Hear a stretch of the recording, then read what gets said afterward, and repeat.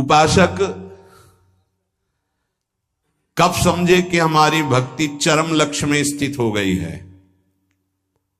बोले जब केवल प्रेम ही प्रेम की मांग रह जाए, दुख सुख मान अपमान इनकी कोई भान वृत्ति न रह जाए और केवल प्रेम ही प्रेम, प्रेम में प्रेम की चाह, तब समझे भक्ति का चरम लक्ष्य जागृत हो चुका है। तुम्हें कोई गाली दे, तुम्हारी भाषा में खूब अच्छे से समझते हो, तुम्हें ऐसे दुख ना हो जैसे कोई तुम्हारी विदेशी भाषा में तुम्हें गाली दे, जिस भाषा को नहीं जानते, तो तुम उसके मुंह की तरफ देख करके बस चल दोगे, मुस्कुरा, कुछ बोल रहा है बस, ऐसे तुम्हारी भाषा में तुम्हें गाली दे, मुस्कुरा के चल दो, तो समझो भक्ति का चरम लक्ष्य जागृत हो रहा है। तुम्हारा अपमान हो, तुम्हारी निंदा, उसे बहुत अमृत है, सच्ची कहते हैं। तिरस्कार, अपमान, निंदा ये भगवान की प्राप्ति करा के ही रखती है भक्त को। अनुकूलता, नमस्कार, सम्मान, प्रणाम, भगवान बचावे, ये जहर कभी पीने को ना मिले। अगर ये जहर मिल जाता है तो फिर आगे कदम नहीं बढ़ पाते परमार्थ के। ये देह बुद्धि कब नष्ट होती भक्त की कि मैं स्त्री हूं, मैं पुरुष हूं? बोले जब भगवत बुद्धि जागृत हो जाती है, सबसे पहली प्यारी चीज है भगवत स्मृति। इतनी याद में खो गया कि देह की स्मृति नहीं रहे, और पूर्ण रूप से देह भाव का त्याग होता है भगवत साक्षात्कार के बाद। महाराज जी, भगवान में प्रेम होना तो बड़ा कठिन है, वो दिखाई तो देते नहीं। मतलब दिखाई दे तो ज्यादा जल्दी प्रेम हो जाए, अब देखा तो है नहीं तो कैसे प्रेम करें? उनके नाम से, उनके नाम में बहुत सामर्थ्य है। उस नाम का निरंतर चिंतन यदि करोगे तो तुम्हारे चित्त के सारे विक्षेप नष्ट हो जाएंगे। श्री कृष्ण को कहा गया है आकर्षणकारी, लेकिन नाम में इतनी सामर्थ्य है कि श्री कृष्ण का आकर्षण कर ले। ये बात अनुभवी महापुरुष ही बोल सकते हैं। श्री कृष्ण का आकर्षण त्रिभुवन को आकर्षित किए, और नाम श्री कृष्ण का आकर्षण कर लेता है। इसलिए बिना देखे भी परम सिद्धि को वो प्राप्त होते हैं जो निरंतर नाम जप करते हैं। महाराज कहते हैं कि कृपावान ही भजन करता है। कृपा तो सब पे है, फिर सब भजन क्यों नहीं करते हैं? सब पर मोरी बराबर दया। महात्मा और भगवान की कृपा सबके ऊपर समान होती है। उत्तर पर जो भगवान या महात्मा की आज्ञा का पालन करता है वही उस कृपा का पात्र बनकर कृपा को रोक पाता है, अन्यथा प्रवाह है, निकल गया। जो महात्मा या भगवान की आज्ञा में स्थित रहकर परिस्थिति के अनुसार ना चलकर उसमें अंतर ना आने दे, परिस्थिति के अनुसार, बोले दुखद परिस्थिति आई, भजन छूट गया, आज्ञा का पालन नहीं हो पा रहा, ऐसा नहीं। सुखद परिस्थिति आई, भूल गए, प्रभु को भूल गए उनकी आज्ञा, ऐसा परिस्थिति के अनुसार नहीं। वो भगवत प्रसाद, वो महापुरुषों का प्रसाद प्राप्त करता है जो उनकी आज्ञा में पूर्णतया स्थित रहता है। ये महात्माओं की निंदा क्यों होती है? बड़े बड़े महात्माओं की ये निंदा क्यों होती है? जब इस कोटि के महापुरुष होते हैं तो उनकी निंदा संसार में के लोग क्यों करते हैं? दो स्वरूप हैं, एक है भक्ति, दूसरी है माया। जब वो भक्ति या ज्ञान के द्वारा सिद्ध होते हैं तो जो माया के सिद्ध होते हैं उनके हृदय में अपने आप द्वेष हो जाता है। माया सिद्ध कामी, क्रोधी, लोभी, मोही, ये देखते हैं जब संतों को तो अपने आप इनके आग पैदा हो जाती है। ये कुछ है ऐसा कि ये माया के पार्षद जो है ये आए देखने के लिए, थर्मामीटर डालने के लिए, पर वो थर्मामीटर भक्तों में होता, मायावियों में तो होता नहीं। भक्ति से जान सकते हो, माया के द्वारा नहीं। तो महापुरुषों की जब प्रभाव और यश का विस्तार होता है तो जो मायावी जन होते हैं, माया के दास होते हैं, उनके हृदय में भयंकर द्रोह पैदा हो जाता है। द्वेष पैदा हो जाता है। इतनी जलन उनको होती कि वो किसी भी तरह मिटा पाए, बस ये बात होती, किसी भी तरह मिटा पावे। पर सीम की चाप सके को उतासु बड़ रखवार, रमापति जासु जिनके भगवान रक्षक हैं, उनको कौन नष्ट कर सकता है। तो इसलिए उपासक को ये भी तैयारी रखनी है कि अपमान, निंदा, तिरस्कार ये हमारे इस मार्ग के पुरस्कार हैं। मिलेगा, मिलता रहा है, मिला है, मिलेगा पक्का। जैसे अपने लोग हैं ना, तो बहुत अच्छे से मिलते रहे पूरे जीवन, पूरा अभ्यास रहा है इनका, उनकी कृपा रही है प्रभु की कि ऐसे ऐसे महीना 2 महीना में 1-2 टेबलेट मिलते रहे हैं कि आपका मान, सम्मान, यश, कीर्ति से जो जहर बढ़ा है वो एक टेबलेट में नीचे उतर जाए। उतारते रहते हैं किसी न किसी महापुरुष को भेज करके, माया के महापुरुष, और वो ऐसा बर्ताव कराते हैं, फिर पूछते हैं अब क्या, तो होता है आपकी बड़ी कृपा, तो आगे निकल गए।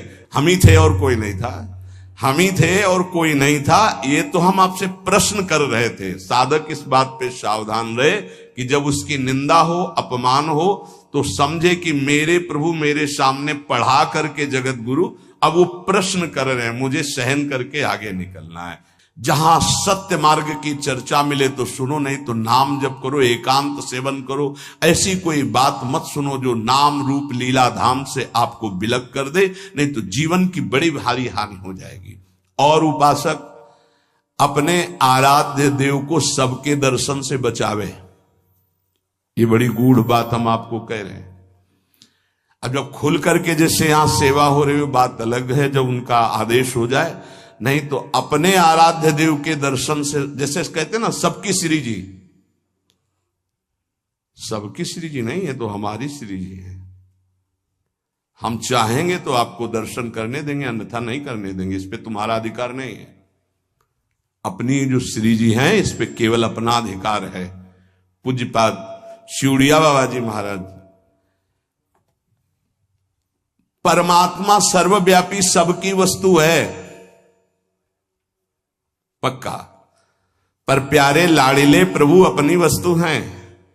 जो हमारी पूजा में विराजमान, हम छूने दे ना छूने दे, पूजा करने दे ना करने दे, दर्शन करने दे ना करने दे, इसमें मेरा पूर्ण अधिकार है। ये सबकी वस्तु नहीं है, ये सिर्फ हमारे हैं। जैसे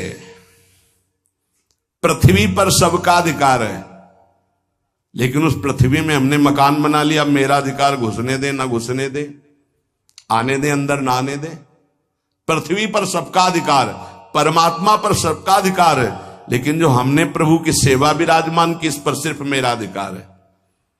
हम चाहें तो तुम छू लो, हम चाहें तो तुम देख लो, नहीं पर्दा लगा देंगे। ये तुम नहीं कह सकते कि खोलो श्री जी सबकी है, नहीं, सबकी श्री जी ढूंढो जाके, ये हमारी पर्सनल श्री जी है, ये हमारे पर्सनल ठाकुर है। जैसे पृथ्वी सबकी, मकान हमारा, जितने में हमारा मकान बन गया है, इसके अंदर आने दे तो हम आने दे, ना आने दे तो ना आने दे। इसलिए उपासक जब तक भगवदाकार वृत्ति ना हो जाए अपने आराध्य, भगवदाकार वृत्ति की अपने आराध्य देव अपने से बात करने लगे, तब तक अपने आराध्य देव को प्रदर्शन ना बनावे। कोकिल साईं कभी किसी को दर्शन नहीं करने देते थे। जब कोई विशेष प्रेमी महाभागवत तब ले जाते थे, वो ये कहते थे कि हमारे लाडली लाल से कुछ कह मत देना, कुछ कहना नहीं तो हम दर्शन करा देंगे।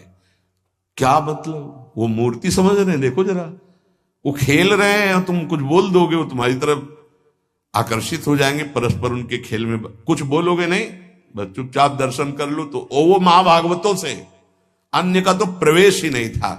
इसका कुछ रहस्य है। अपने ठाकुर जी को प्रदर्शन न बनाए, अपनी सेवा को प्रदर्शन न बनाए, अपने भजन को प्रदर्शन न बनाए। उपासक यदि व्यवहार में उतार देगा अपनी उपासना को, तो वो फिर सिद्ध नहीं हो पाएगा।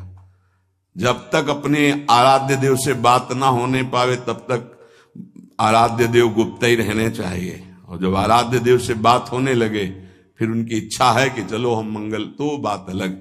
ये गुरुदेव भगवान को भी देखा, आप वो दर्शन, ऐसे जो नाम सेवा है घंटों, ऐसे घंटों श्री जी का नाम सेवा ऐसे ले घंटों ऐसे, क्या उनको दिखाई दे रहा है, बार बार बार बार बार। और ये सब होता बंद करके दरवाजा, कभी सेवा प्रकट, वो तो सेवा में थे इसलिए दर्शन नहीं किसी का। और देखो आज वही प्रगट में सेवा हो रही है, प्रगट में सबको खुला। ये साधक को ये सावधानी है, कुछ गूढ़ राशि, इसलिए महापुरुष जन कह रहे हैं उसमें क्यों में ना करके अपनी भावना को पुष्ट करना चाहिए।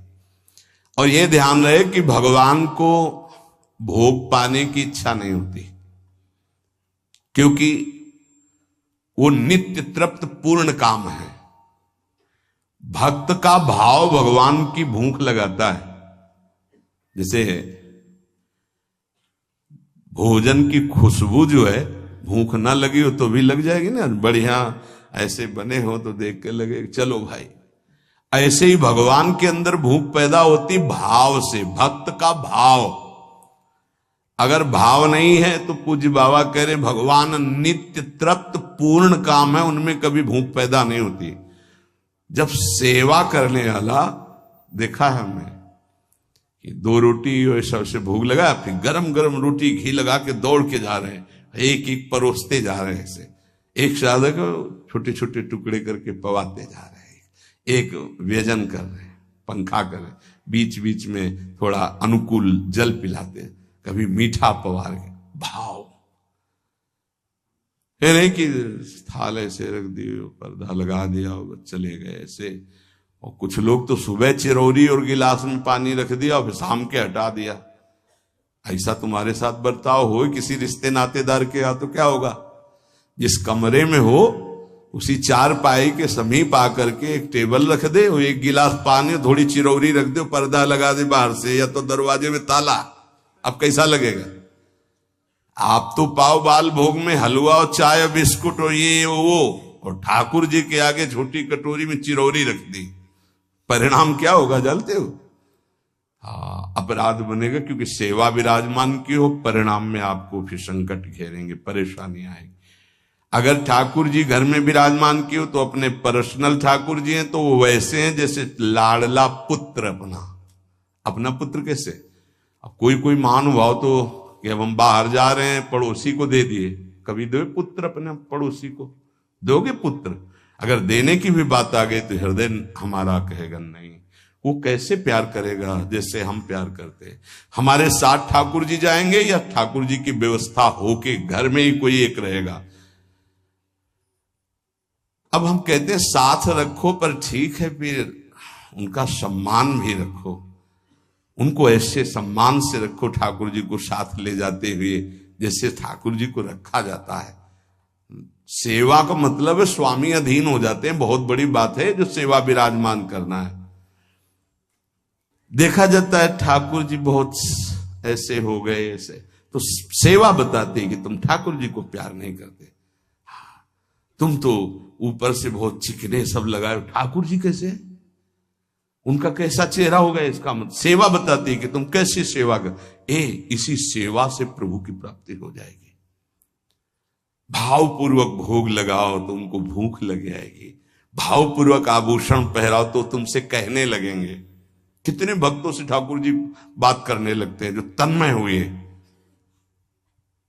हमको आज ये इस रंग की पोशाक से, आज हमको ऐसा भोग चाहिए, आज हमको ये पदार्थ चाहिए। पे अगर भूल गए शयन में जल रखना तो स्वप्न में आके बोले देखो आज तुमने शयन में जल नहीं रखा, आज तुमने रजाई, तो वहां जाके देखा तो वो नहीं। ठाकुर जी बात करने लगते हैं। अपने इष्ट के सिवा अन्य किसी इष्ट विग्रह का अपमान न करे उपासक। यही विचार करे कि हमारे इष्ट ही इन विभूतियों के रूप में विराजमान है। जैसे हम रसिक अनन्य उपासना में हैं, अब हम जा रहे हैं, परिक्रमा लगा रहे, तो केशी घाट में हनुमान जी का अर्चा विग्रह विराजमान, अब आरती हो रही, तो अब ये नहीं है कि हम नहीं खड़े हो गए, हाथ जोड़े, 2-4 आरती, राधा वल्लभ लाल की जय हो मेरे प्रभु, और चल पड़े। कभी किसी श्री विग्रह का अपमान ना करें। कहीं आरती हो रही है, कहीं ऐसा, मान लो आपकी दृष्टि नहीं पड़ी बात अलग हो, अगर दृष्टि पड़ गई कि अमुक ठाकुर जी यहां विराजमान है तो ग्रीवा झुक जानी चाहिए, राधा वल्लभ लाल की जय, प्रभु आगे निकल जाए, क्योंकि हमारे ही प्रभु विभिन्न रूपों में विराजमान है। उपासक को थोड़ा ज्ञान भी होना चाहिए इस बात का कि हम और हमारे प्रभु से हमारा क्या संबंध है। एक बार सभा में हनुमान जी से पूछा गया कि तुम प्रभु से क्या संबंध रखते हो, तुम ज्ञानी हो या भक्त हो, क्या कहोगे अपने आप को? दो प्रश्न। प्रभु से क्या संबंध रखते हो, तुम ज्ञानी हो या भक्त हो? हनुमान जी ने विचार किया कि मैं प्रभु का सेवक हूं, तो सेवक का ज्ञानी कैसे हो सकता है? ज्ञान समुद्र प्रभु का। यदि मैं अपने को अज्ञानी कहता हूं तो मेरे प्रभु पर दोष आता है कि ज्ञान समुद्र प्रभु का सेवक अज्ञानी कैसे हो सकता है। हनुमान जी बोले, शरीर दृष्टि से मैं भगवान का भक्त हूं, सेवक हूं, और ये हमारे स्वामी हैं। जीव दृष्टि से मैं अंश हूं, ये हमारे अंशी हैं, और तत्व दृष्टि से जो ये हैं वो यहां है। इतना ज्ञान गुरुदेव भगवान आरती ऐसे कर रहे थे, पूछा प्रभु इधर आरती, वो तो समझे में आ रहा था पर श्रीमुख से सुनना, तो उनका जो सिंहासन में विराजमान है वो यहां भी विराजमान, ऐसे जानना कठिन है भाव का विषय। भक्त को साधना अवस्था में भले परिचय नहीं मिले, लेकिन सिद्धावस्था में परिचय मिल जाता है कि जो मंदिर में विराजमान वही यहां विराजमान है, अब कोई भेद नहीं रह गया। उपासक को चलते फिरते, उठते बैठते, खाते पीते हर समय जब अपने इष्ट की स्मृति में रहेगा तब इष्टाकार वृत्ति होती है, और इष्टाकार वृत्ति जीव ही हुई तो भूत भविष्य वर्तमान तीनों काल का ज्ञान हो जाता है उसे। क्या हुआ है, क्या हो रहा है, क्या होगा, इष्टाकार वृत्ति होती है। किसका? जगत का नहीं, जगत का चिंतन तो कब छूट गया, अपने इष्ट का।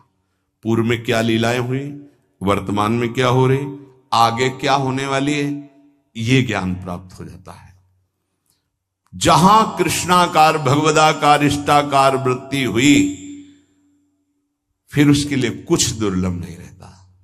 सब ज्ञान, सब रहस्य, सब प्रेम, साक्षात्कार, सब कुछ, लीला दर्शन, सब। खास बात है इष्टाकार वृत्ति। वो कैसे होती? बोले उठते बैठते, चलते फिरते, खाते पीते, हर समय इष्ट की स्मृति, इष्ट का ध्यान। आज के सत्संग का सार, कुछ समझ में आवे चाहे ना आवे, जो मंत्र मिला है, नाम मिला है, हर समय जपो, ये सब कुछ प्रकाशित कर देगा। और खास बात, हम कैसे हैं हमें ये भूलना होगा। हमारी प्रियाजू कैसी, हमें ये याद रखना होगा। अगर हम अपनी याद रखें तो बर्बाद हो जाएंगे, पक्की बात है। आज तक की तुम्हें बात बता रहे हैं भाई, अपने घर में जैसे बात की जाती है।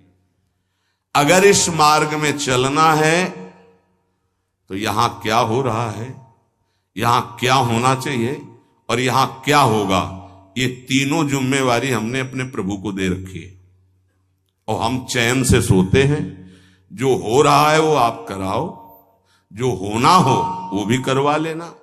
जैसे भी हैं हम आपके हैं, आपके सिवा अब हमारा कोई है नहीं, आपको अब हम छोड़ने वाले नहीं। पक्की ये हृदय में बैठा लो। इसलिए बार बार कह रहा हूं कि बहुत तूफान चलते हैं माया के। कभी दक्षिण वायु, कहीं उत्तर की, कभी पछियाव, कभी पूर्वैया। साधक इधर टटिया लगावे तो उधर उड़ा जा रहा है, उधर लगावे तो उधर उड़ा जा रहा है। बहुत गंभीरता से विचार पूर्वक ये सब निर्णय की बात हम आपको कह रहे हैं। हमको अपने चिंतन की वृत्ति छोड़नी होगी, तभी आगे बढ़ पाओगे। नहीं, आपको बीच बीच में लगेगा कि परिवर्तन तो हुआ नहीं, ऐसी माया है। ये हम खूब एकांत में विचार करके बोल रहे हैं, इसलिए सबसे प्रार्थना है कि अपने को भूलना होगा इस मार्ग में। अपने भक्ति मार्ग की बात कर रहा हूं। हमारे आराध्य देव का स्वभाव कैसा है, उनका प्रभाव कैसा है, वो कितने करुणा में, ये याद रखना है। और अपने में क्या है ये भूलना पड़ेगा, नहीं तो बार बार आप विक्षेप को प्राप्त होंगे। यहां माया आपको ऐसे विचार देगी, ऐसे आपको दर्शन कराएगी जिससे आराध्य देव का सानिध्य छूट जाए, उनका भरोसा छूट जाए। अब हम जैसे हैं, अगर शरणागति के सत्संग को याद करो आप, तो उसमें यह कहा गया था, उपासक जब अपनी चिंता करता है तो शरणागति पे कलंक लगाता है। ठीक है, अब हम क्या कर सकते हैं, हम तो आपकी शरण में हैं। हम जैसे भी हैं, मलिन विचार, अच्छे विचार, आपने हमको वर्ण किया है ना, हम तो आपको वर्ण बाद में किया, पहले आपने हमें वर्ण किया है। वकालत में हम लोग जीत जाएंगे। हमने आपको वर्ण नहीं किया है, हम तो जानते भी नहीं थे आपको। आपने चयन किया पूरे संसार से, अलग अलग बुलाया, कोई हरियाणा से आया, कोई पंजाब से आया, कोई उत्तर प्रदेश से, कोई तो पकड़ के मंगाया ला आपने अपने भाव द्वारा घसीटा। जब उन्होंने चयन कर लिया है तो क्या देख के चयन किया है? हमें कोई विशेषता थोड़ी देखी है, हमें अधमता देख के चयन किया है। ये बेचारा साधन करके भगवत प्राप्ति नहीं कर पाएगा। अब हमको साधन से क्या मतलब है, तो किससे मतलब है? जिन्होंने हमको पकड़ा, हमको उनसे मतलब। उनका स्वभाव कैसा, उनका प्रभाव कैसा, हमारी बात मान लेना। हम हंसते हंसते वो बात करें जिससे आप निहाल हो जाओगे। अपने को देखोगे कदम लड़खड़ा जाएंगे, उनकी तरफ देखोगे भाग पड़ोगे। अपने देखने से कभी कल्याण नहीं होगा, उनकी तरफ देखने से ही कल्याण होगा। अपने देखने से बहुत दुखी हो जाते हैं, उनकी तरफ देखते हैं तो बहुत सुखी हो जाते हैं। हमें सुखी होना है, हमें आनंदित होना है, हमें अपनी तरफ नहीं देखना। हम नहीं संभल पाएंगे, नहीं सुधर पाएंगे। कब तक? जब तक उनकी तरफ नहीं देखेंगे। हम अपने को देखकर पावरहीन होते हैं, उनको देख करके हमारे अंदर पावर आती है। जब भरत जी अपनी तरफ सोचते हैं तो कदम लड़खड़ाने लगते हैं, जब सियाराम जी की तरफ सोचते हैं तो उत्साह संपन्न होकर चलते हैं। तो हम अपनी प्रियाजू की तरफ देखें। जैसी परिस्थिति रोज कट रहा है, रोज की रोज आयु क्षीण हो रही है, मृत्यु के नजदीक जा रहे हैं। हमारे पास राधा नाम धन है, हमें दुर्गति की कोई परवाह नहीं है। बोले आपके पास है क्योंकि आप भजन करते रहे। हम एक नाम की बात कर रहे हैं, एक बार तो सुनी लिया ना भी राधा, भले ना बोला हो तो इसका भी हिसाब नहीं, क्योंकि गावत श्रवणम सुनत सुखाकर विश्व दुरित दवनी। बोलने वाला और सुनने वाला बराबर फल का अधिकारी होता है। खूब नाम जप करो, मंत्र जप करो। जैसे भी हैं, इससे बुरी स्थिति में हमको पकड़ा गया है, इससे बुरी स्थिति में हमको चयन किया गया है। आज तो हम घेरे के अंदर नहाए धोए बैठे हैं, कल तो कीचड़ में खेल रहे थे तब हाथ मिलाया। जब हम कीचड़ में खेल रहे थे तब हाथ मिलाया, अब तो नहा धोआ के बैठाल दिया तो अब क्यों छोड़ देंगे? और छोड़ दें ऐसी उनमें ताकत नहीं। उन्होंने आज तक जिसे पकड़ा है इतिहास साक्षी, छोड़ा नहीं, तो हमें क्यों छोड़ देंगे? आप समर्थ हो, हम आपको छोड़ सकते हैं, लेकिन आप हमें नहीं छोड़। ये विश्वास है। तोय मोय परी होड़, मोह सोना बिगाड़न को तो सोना। ए भाई, हम ये इसलिए बहुत दैन्य होके बोल रहे कि माया हाथ छुड़वा के तुम्हें अपनी तरफ, अपने पाले में न घसीट पावे। देखो तुम बुरे हो, तुम जैसे हो, हमारी श्री जी की हो, पक्का श्री जी मिलेंगी। हम सब उसी पंक्ति में खड़े हैं। सही कह रहे हैं, वो पकड़े हैं इसलिए हम खड़े हैं। नहीं ऐसी हवा चल रही कि ना खड़े रहे, आपकी दृष्टि में भी नहीं आएंगे, ऐसे पड़े हो जाएंगे, ऐसे गिर जाएंगे। वो पकड़े हैं, गुरुदेव पकड़े हैं, श्री जी पकड़े हैं। ये जब हमको पकड़े तो आपको भी पकड़े। आपको नहीं लग रहा कि वो पकड़े, तो इतना मान लो हम आपको पकड़े। ऐसे ऐसे नहीं, बहुत जोर की पकड़ है। वो हमको पकड़े और ऐसे पकड़े तो पूरी लाइन बच जाएगी, माया उड़ा नहीं पाएगी। अकेले पड़ जाओगे तो उड़ा ले जाएगी। एक दूसरे को पकड़े हुए हम सब श्री जी के पास चलते हैं। अब देखो, इस जन्म में सौदा बीच में मत करो यार। श्री जी चाहिए, इस जन्म में प्रभु चाहिए, इस जन्म में हमें अब माया से मुक्त होना है। थोड़ा तो उत्साह बनाओ, शरीर तो छूटना ही है, ये छोड़ के जाना ही है।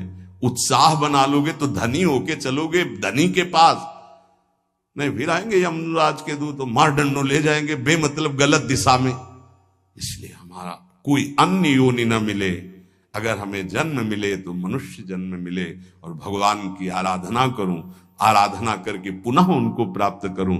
वैसे तो इसी जन्म में मिल जाए बहुत अच्छा है, इसलिए नाम न छूटने पावे। हे भाई राधा राधा राधा राधा राधा, श्री राधा वल्लभ